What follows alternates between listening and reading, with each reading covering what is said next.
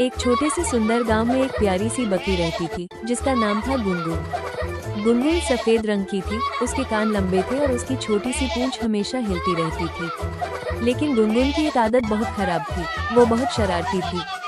पूरा गांव उसकी शरारतों से परेशान रहता था। कभी वो सब्जी वाले की टोकरी से गाजर खा जाती, कभी बच्चों की पतंग चबा जाती, तो कभी किसी के घर में घुसकर कपड़े खींच लेती। गांव वाले कहते, अरे ये गुनगुन तो बहुत बड़ी शैतान है, लेकिन गुनगुन को अपनी शरारतों में बहुत मजा आता था। गांव में रामू किसान का बड़ा खेत था। उस खेत में हरी हरी सब्जियां उगती थी। रामू रोज मेहनत करता और अपने खेत की देखभाल करता। एक दिन गुनगुन चुपके से खेत में घुस गई। उसने ताजी पत्ता गोभी देखी और खाने लगी। फिर उसने टमाटर गिरा दिए, गाजर उखाड़ दी और पूरे खेत में दौड़ने लगी।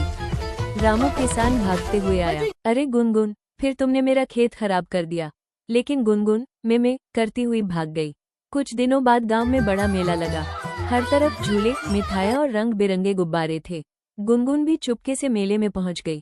वहां उसने क्या किया, वो गुब्बारे वाले की दुकान में घुस गई और रस्सी चबा डाली। धड़ाम, सारे गुब्बारे आसमान में उड़ गए। बच्चे जोर जोर से हंसने लगे, लेकिन गुब्बारे वाला परेशान हो गया। फिर गुनगुन मिठाई की दुकान पर पहुंची और जलेबी खाने लगी। हलवाई चिल्लाया, अरे कोई इस बकरी को रोको। पूरा मेला गुनगुन के पीछे भागने लगा। शाम होते होते मौसम बदल गया। काले बादल छा गए और तेज बारिश शुरू हो गई। सब लोग घर भागने लगे। तभी गुनगुन ने देखा कि एक छोटा बच्चा मेले में अकेला रो रहा है। वो बच्चा अपनी माँ से बिछड़ गया था। पहली बार गुनगुन ने शरारत नहीं की। वो धीरे धीरे बच्चे के पास गई और उसके कपड़े खींचने लगी, जैसे उसे कहीं ले जाना चाहती हो। बच्चा डरते डरते उसके पीछे चल पड़ा। गुनगुन उसे पूरे मेले में घुमाती हुई उसकी माँ के पास ले आई। बच्चे की माँ खुशी से रो पड़ी, मेरे बेटे को बचाने के लिए धन्यवाद गुनगुन। उस दिन के बाद गांव वालों का नजरिया बदल गया।